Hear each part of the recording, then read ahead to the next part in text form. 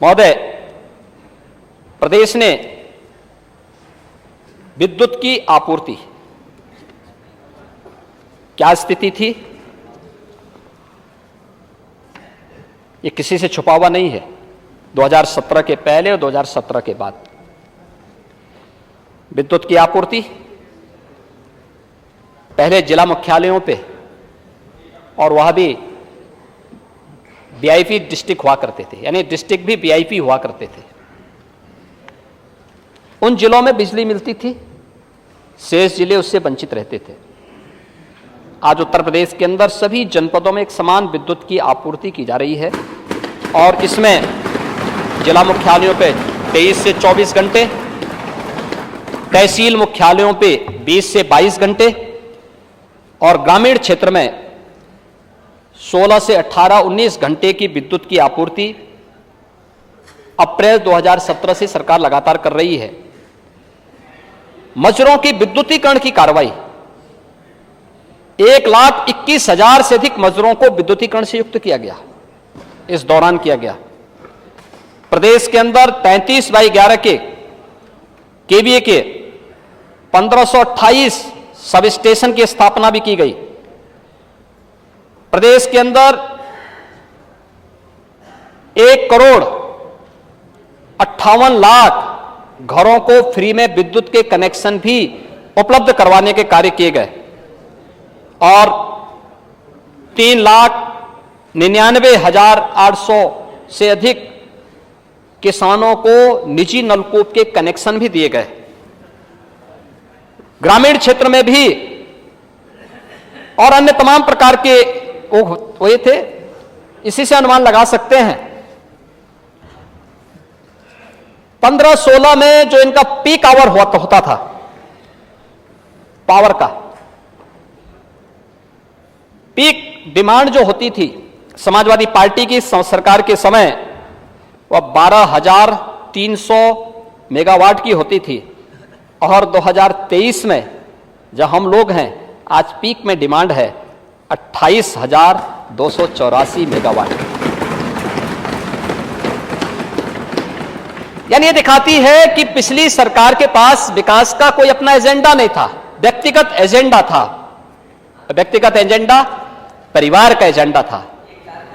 और आएंगे ना, बहुत सारी जगह आऊंगा मैं उस पर भी, अभी उस पर भी आ रहा हूं महोदय। इसके अलावा प्रदेश के अंदर जो पावर सप्लाई में जो लॉस था, उस लॉस को भी काफी कम किया गया। यानी 2017 के पहले ये लगभग 22% था, और 2017 के पहले आज 2023 में जब हम लोग आए हैं, ये लगभग 17% के आसपास है। ये चीजें दिखाती हैं कि सरकार के स्तर पर कुछ रिफॉर्म भी हो रहे हैं और कार्रवाई आगे बढ़ रही है। अगर हम प्रदेश के अंदर बिजली के मीटर की भी व्यवस्था देखेंगे तो पहले 2017 के पहले 1,08,00,000 विद्युत के मीटर थे, आज 3,27,00,000 से अधिक विद्युत के मीटर भी संयोजित किए गए हैं, और इनकी कार्रवाई आगे बढ़ रही है। महोदय, अगर प्रदेश के अंदर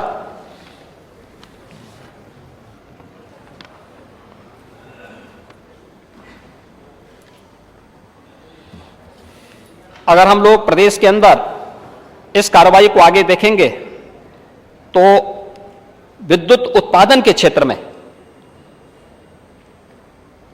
12 से 17 के बीच में 4,839 मेगावाट के विद्युत के उत्पादन की क्षमता इन लोगों ने अर्जित की थी, और इस समय हम लोगों ने अर्जित की है 5,820 मेगावाट, और साथ साथ 1,600 मेगावाट के ओवरऑल तापीय परियोजना को हम लोगों ने आगे बढ़ाने की कार्रवाई को भी एनटीपीसी के साथ प्रारंभ की है। हमारा अनुमान है कि हम लोग बहुत शीघ्र इस परियोजना को आगे बढ़ाने का कार्य करेंगे, और प्रदेश की आने वाली आवश्यकताओं की पूर्ति करने में ये इकाइयां महत्वपूर्ण भूमिका का निर्वहन करेंगे।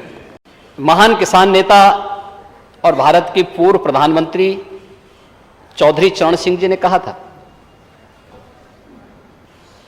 कि देश की प्रगति का मार्ग इस देश के गांव, गलियों, खेत और खलिहानों से होकर के जाता है। चौधरी चरण सिंह जी की बातों को वास्तव में समाजवादी पार्टी ने अपने कालखंड में थोड़ा भी ध्यान में रखा होता तो उत्तर प्रदेश के इतिहास में सर्वाधिक किसानों ने इनके कालखंड में आत्महत्या नहीं की होती।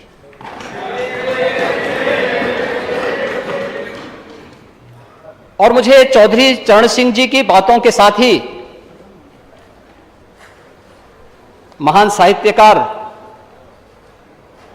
राम कुमार वर्मा जी की कुछ पंक्तियां याद आती हैं, जिन्हें ध्यान में रख करके डबल इंजन की सरकार कार्य कर रही है।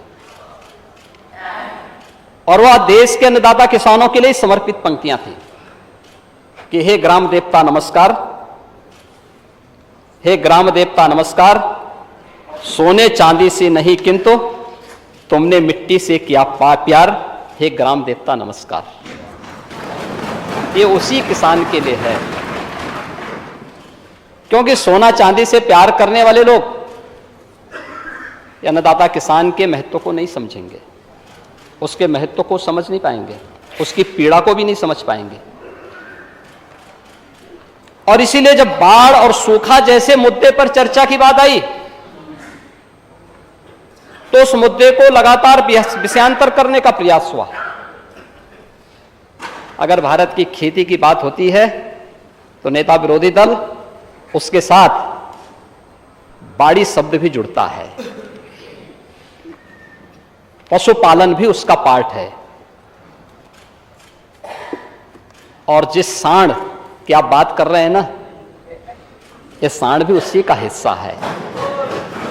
आपके समय में ये बूचड़खानों के हवाले होता था, हमारे समय में यही पशुधन का पार्ट बना हुआ है।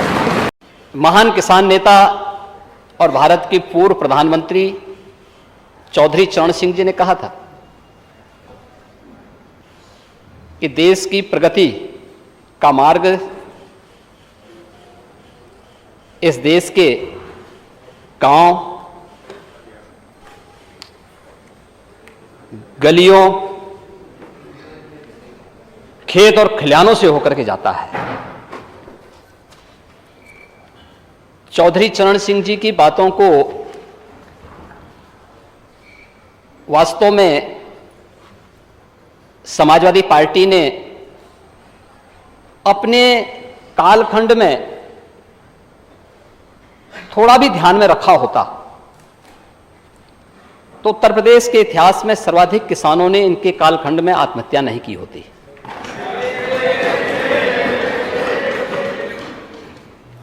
और मुझे चौधरी चरण सिंह जी की बातों के साथ ही